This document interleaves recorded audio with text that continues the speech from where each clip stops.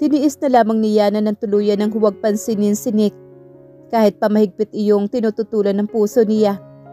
Pasko ng gabi, lahat ay masaya, kahit ang atmosphere sa kanilang tahanan ay kakaiba. Pero kabaliktaran niyon ang nararamdaman ni Yana.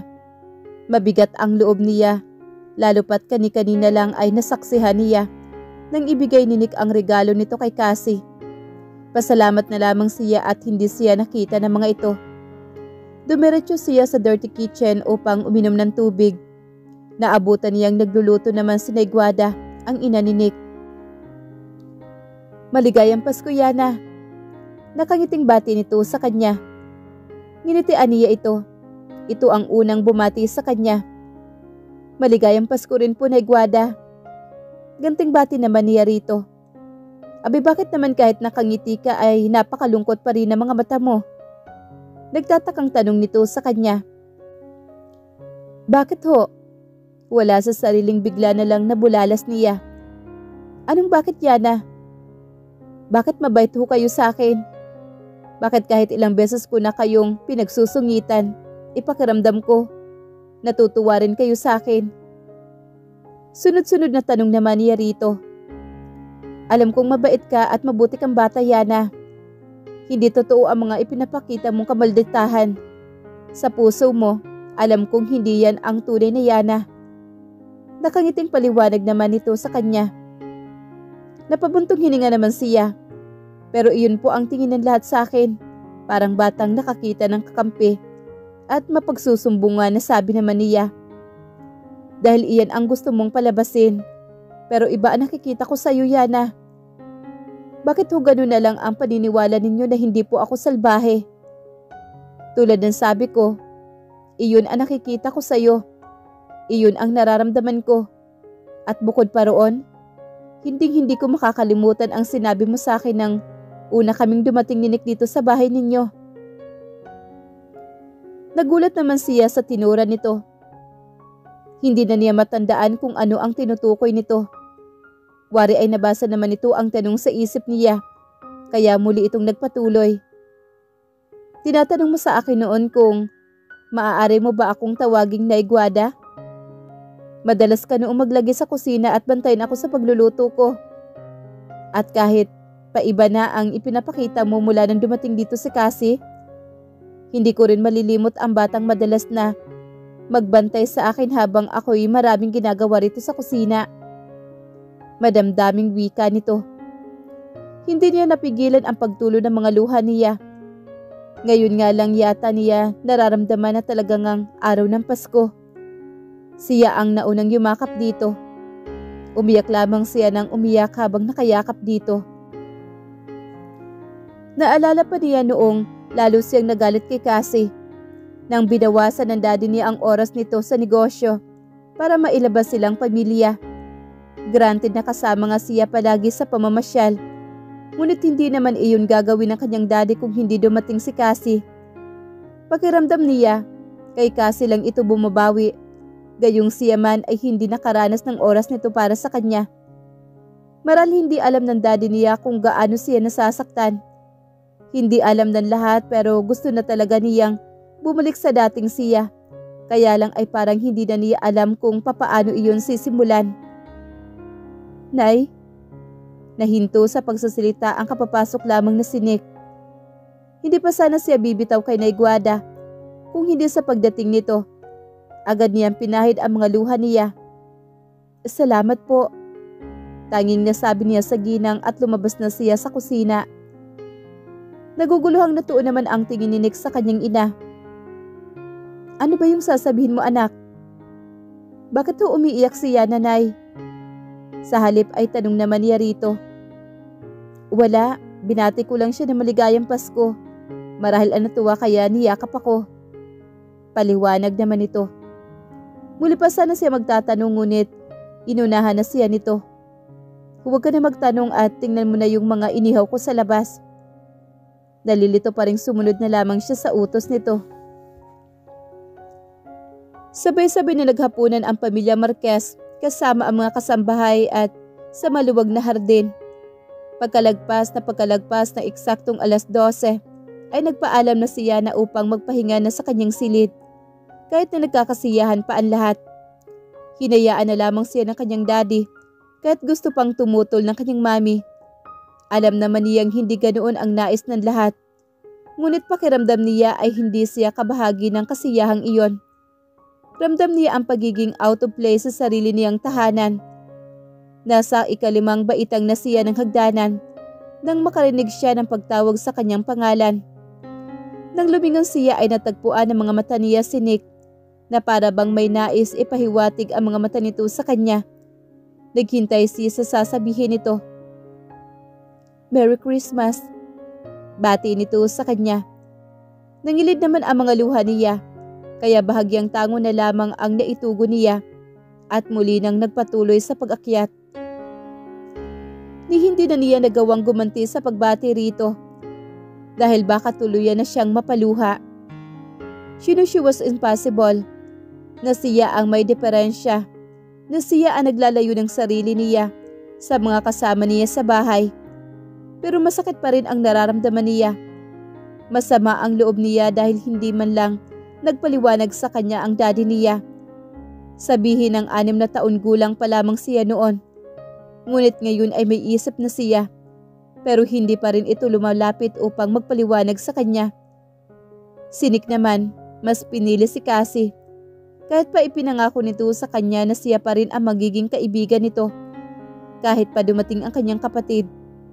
Alam niyang mali siya dahil hindi maganda ang ipinapakita niyang ugali rito. Pero inaasahan niyang magiging tapat ito sa kanya. Aminado rin siyang mali siya dahil totoo namang mabait si Cassie. Pero hindi pa rin niya mapigil ang masaktan. "Naibigay mo ba yung gift mo sa kay Yana, Nick?" Tanong naman ni Cassie sa kanya nang maabutan siya nitong nakasalampak sa damon sa hardin. "Hindi na ako nagkaroon ng pagkakataon. Umakyat na agad siya sa itaas. Ni hindi pa nga siya tumugon sa pagbati ko sa kanya." Malungkot na tura naman niya. Hindi na niya talaga alam kung bakit ganoon si Yana. Kung bakit isinasara nito ang sarili sa kanilang lahat. Kanina kahit malayo siya rito, ay hindi nakaligtas sa kanya ang lungkot na nakikita niya rito. It was Christmas. Nobody deserved to be lonely on Christmas Day. Galing-galingan niyang lapitan si Yana at yakapin ito na mahigpit. Gusto niya itong ilayo sa lugar na iyon. Gusto niya itong dalhin sa lugar kung saan pwede niyang gawin ang lahat upang mapasaya lamang ito. "Gusto mo ba ako na lang magbigay sa kanya?" "Huwag na lang. Baka hindi rin naman niya tanggapin." Tanggi naman niya rito. "Kailan ka ba magkakalakas ng loob na ibigay ang mga yun kay Yana? Pang-ilan na ba yung regalo mong yan na nakatago sa kwarto mo? Tuwing birthday ni Yana at Christmas Day, may inihahanda kang regalo para sa kanya. Pero hindi mo naman ibinibigay. Sa kwarto mo rin lang ang bagsak ng mga yon." "Ayoko lang na mapahiya kasi. Hindi ko alam kung matutuwa si Yana sa mga yon. Baka iba to pa niya yon. Lalo na sa mukha ko." Paliwanag naman niya rito. Pero alam mong hindi naman ganun kasama si Yana. Alam naman nating pareho na mahirap din ang pinagdadaanan niya. Iyon ang labis na hinahangaan niya kay Cassie. Kahit kailan sa kabila ng hindi magandang ipinapakita ni Yana rito. Hindi pa ito nagtanim ng sama ng loob sa nakakabatang kapatid. Pilit nitong inuunawa ang ugali ni Yana. Alam niyang mahal nito ang kapatid. Kaya nga hindi siya tumitigil sa pagdarasal na sana ay lumambot na ang puso ni Yana. Kailan kaya natin makakasama si Yana na mag-celebrate ng Pasko, no? Kailan kaya niya ako muling hingitian? Kailan kaya? Hindi na niya tinapos pa ang nais sabihin. "Sus, ito naman. Nahiya pa sa akin. Parang hindi ko naman alam." Panunukso naman ni Cassie. Napangiti na lamang siya. Batid nito ang pagtatangi niya kay Yana. Hindi pa man niya tuluyang inaamin sa sarili na mahal niya ang dalaga. Si Cassie na ang unang nagsabi sa kanya niyon. "Ang gusto mong sabihin ay kung kailan ka mamahalin ni Yana. Hindi nga niya alam kung ano yung nararamdaman mo." Kastigo naman ito sa kanya. Hindi na yata mangyayari yun kasi. Hindi niya ako magugustuhan. Unang-una mahirap lang ako. Matalino ka naman at masikap. Agaw naman ito sa sinasabi niya. Tingnan mong regalo ko.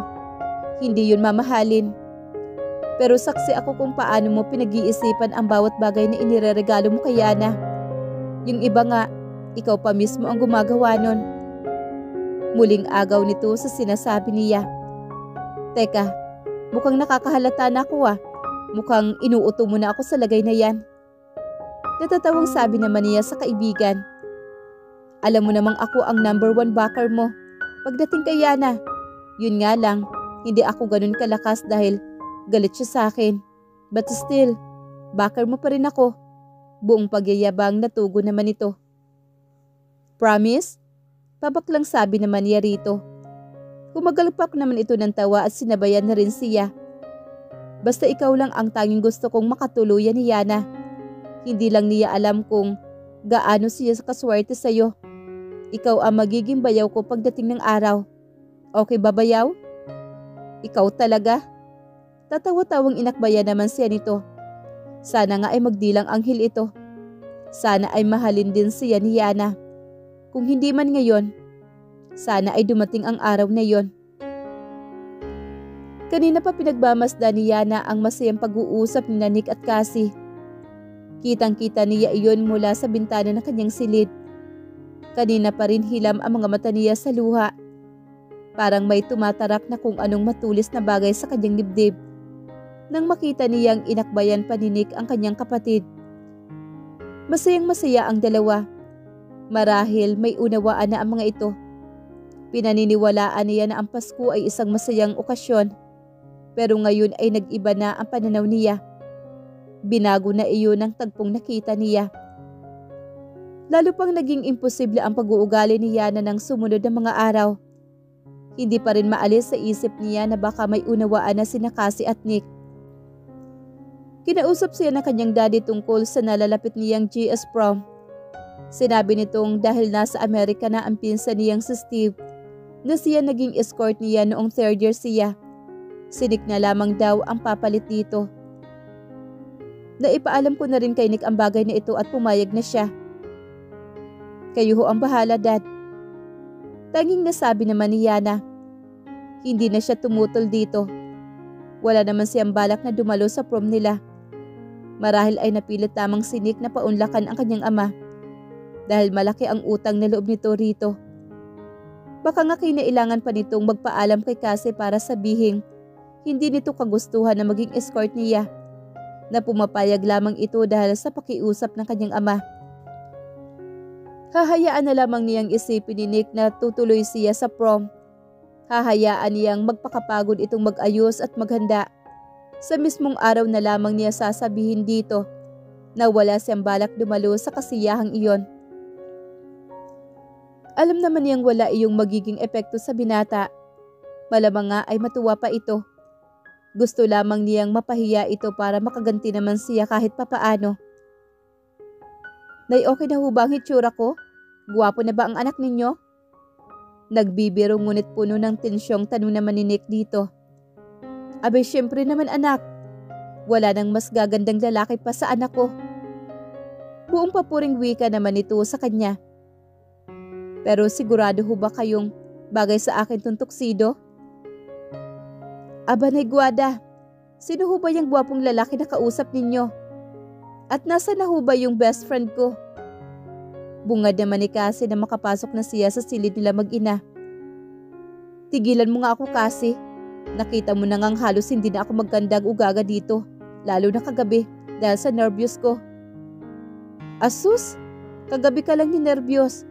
Mula nang sabihin sa'yo ni Daddy na ikaw ang magiging escort ni Yana sa prom. Halos di ka na nga makatulog at makakain. Patuloy na panunod yun ito sa kanya. Sasabihin mo ba sa akin kung okay na tong suot ko? Patuloy mo lang akong pagninervyusin. Ano ba naman kasi problema? Gwapong-gwapo ka na nga riyan sa suot mo. Tiyak na ganoon din ang iisipin ni Yana kapag nakita ka niya mamaya. Sigurado ka ba? Hay nako, Cassie. Ikaw na nga ang bahalang kumausap dito sa anak ko. Lalabas muna ako. Natatawang sabi naman ng kanyang ina. Hay nako, kung alam lang ni Yana na kayang-kaya kaniyang pasayahin sa simpleng ngiti lang niya.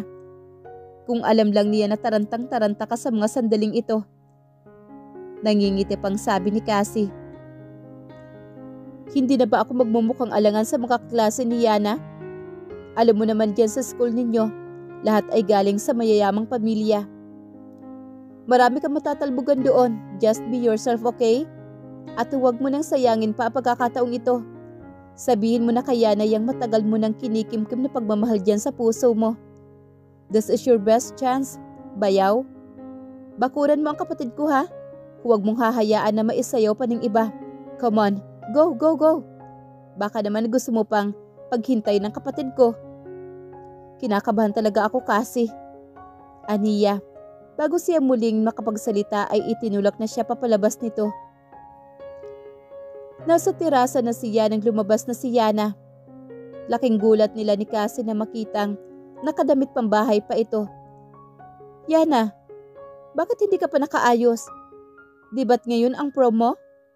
Maang na tanong naman ni Cassie rito. Sino bang may sabi sa inyong aatin ako sa prom? I'm not going. Mahinahon ngunit mabagsik na saad naman ito. What do you mean you're not going?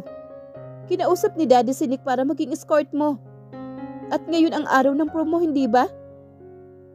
Wala na ba akong karapatan magbago ng isip? Isa tinatamad ako eh. And you didn't tell Nick? Basta ka na lang nagdesisyon? Nagpapakapagod yung tao na mag-ayos. Yung pala wala ka namang balak na dumalo? Halatang galit nang sabi ni Cassie. Sa palagay mo ba dadalo ako na si Nick ang kasama ko? Ano na lang sasabihin sa akin ng mga friends ko? Na anak ng katulong ang isasama ko sa prom? Ganun na ba ako kadesperado? Na pati ang paaral ng daddy ay papatusin ko para maging escort sa prom? Kung ikaw, nagtitiyaga sa kanya, ibahin mo ako. But what I can do? Saan nga ba papatol ang isang sampid, hindi ba? Hindi ba't sa isa ring sampid? Mabilis na tumakbo papalayo ng teres si Nick. Masamang tiningnan naman na iniwan ni Cassie si Yana bago sumunod sa binata. Nanginginig na napasandal si Yana sa pasimano.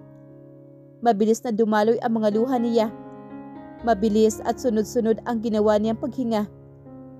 Hindi niya makalimutan ang sakit at pagkasuklam na nakita niya sa mga mata ni Nick ng gabing iyon.